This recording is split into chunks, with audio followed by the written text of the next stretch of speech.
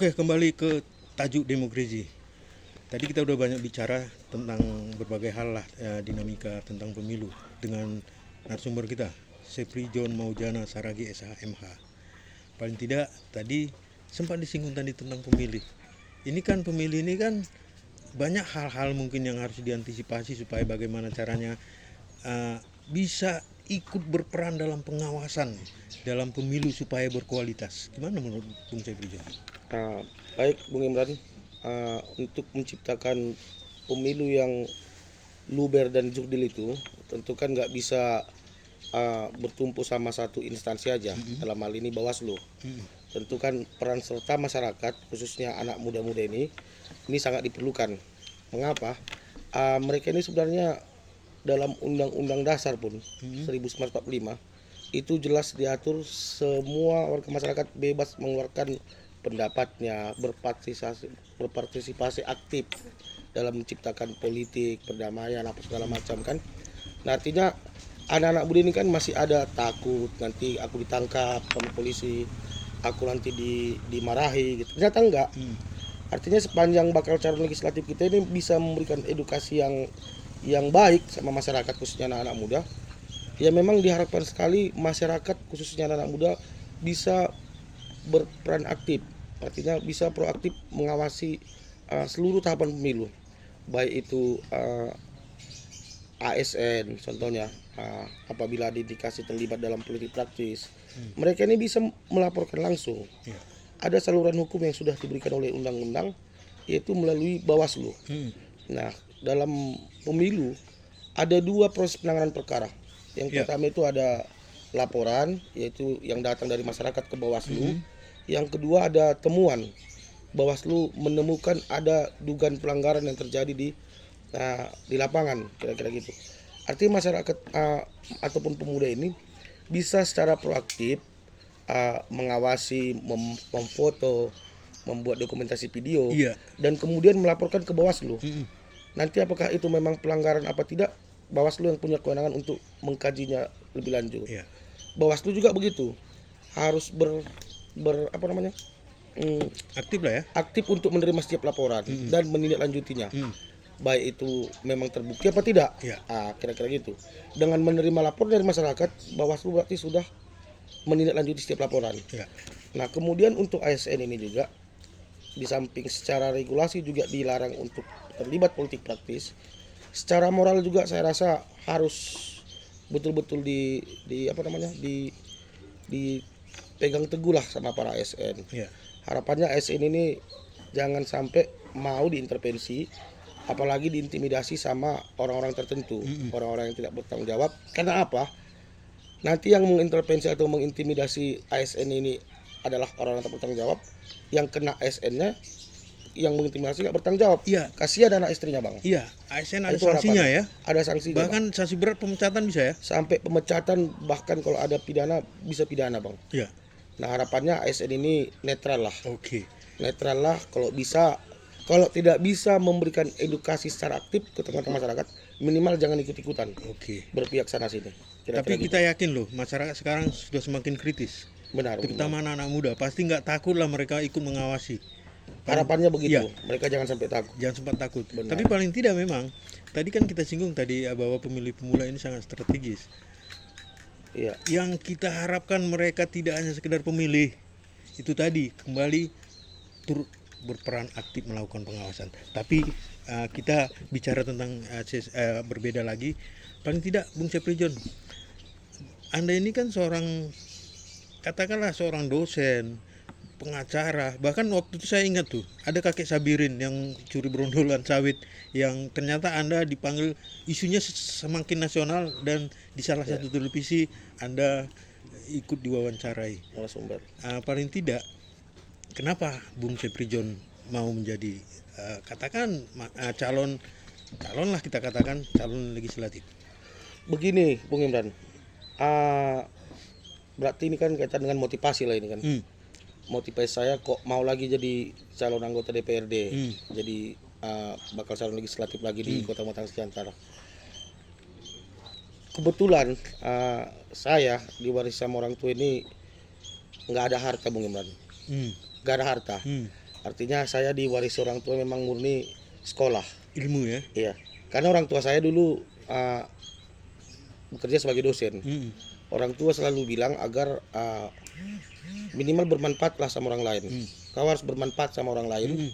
Kalau kau mau jadi orang, dan jangan coba-coba atau sekali-sekali untuk menipu. Nah, itu selalu saya ingat.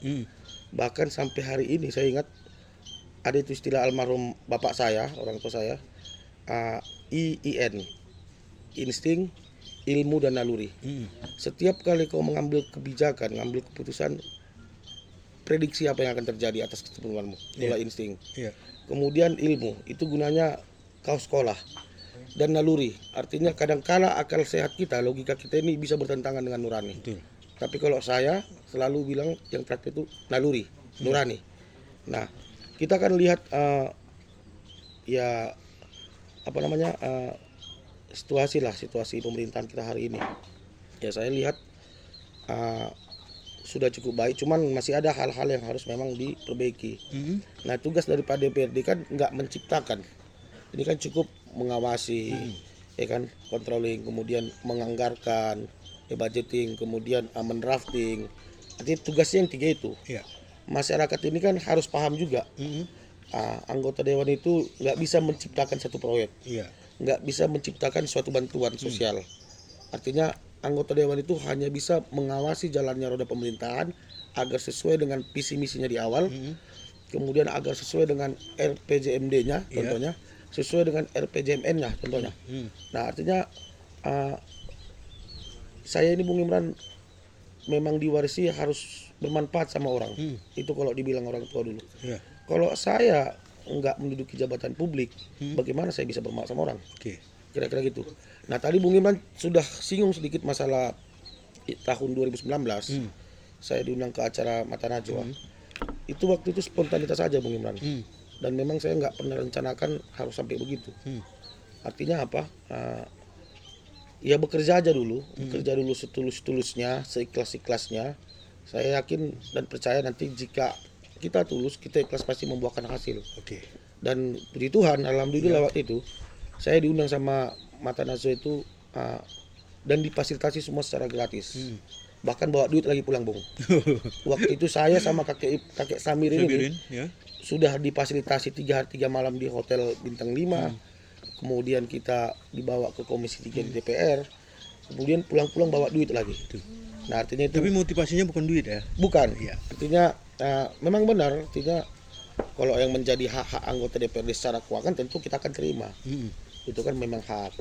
Tapi kan tentu ada kewajiban dan tanggung jawab moral yang harus kita perjuangkan, kita pertanggungjawabkan kepada masyarakat yang memilih kita, Bung Imran.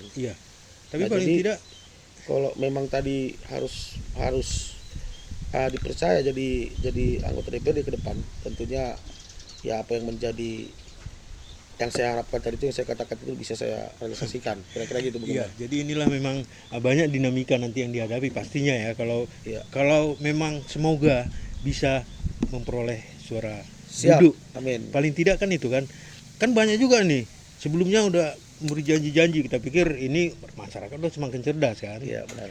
Paling tidak juga yang Anda prioritaskan khususnya terkait dengan Siantar ini seperti apa gitu. Baik, yang kita lihat bersama saja lah. Yang kita lihat bersama. Tadi kita kan bilang 60% dari 200.000 DPT itu pemilih pemula. Atau anak-anak muda usia Gen Z. Contoh kecil nih. Lapangan atau stadion Sang Nawalu ini kan mangkrak, Bung Imran. Jadi sebenarnya Siantar ini kan sudah harus berbenah mulai dari sekarang.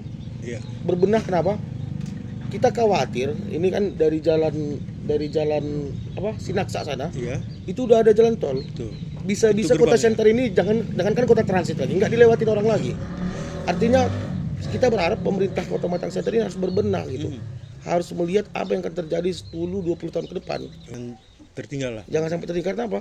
Dari Sinaksa itu orang yang dari Medan nggak lewat Siantar lagi, Bung.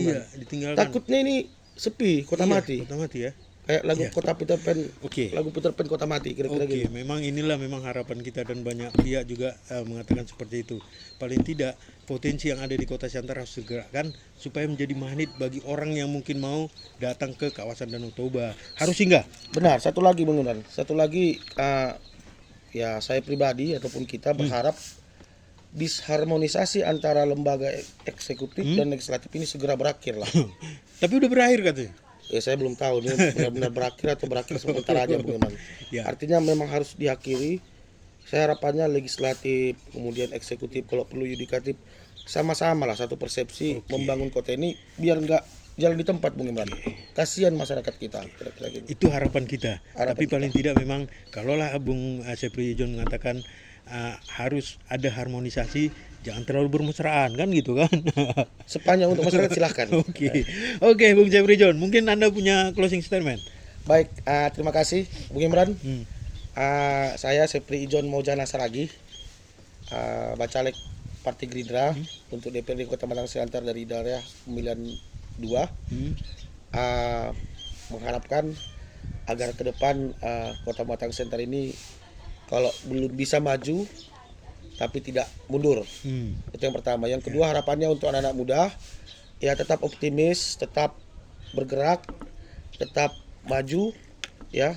Syukuri apa yang sudah ada dan bersabar untuk yang belum ada. Oke. Saya rasa itu aja. Makasih Bung Imran. Oke. Thank you. Inilah Horas. hasil pembincangan kita. Paling tidak kita tidak punya kesimpulan, tergantung Anda sendiri menyimpulkan. Salam jumpa pada kesempatan berbeda dan Horas. Horas, siap.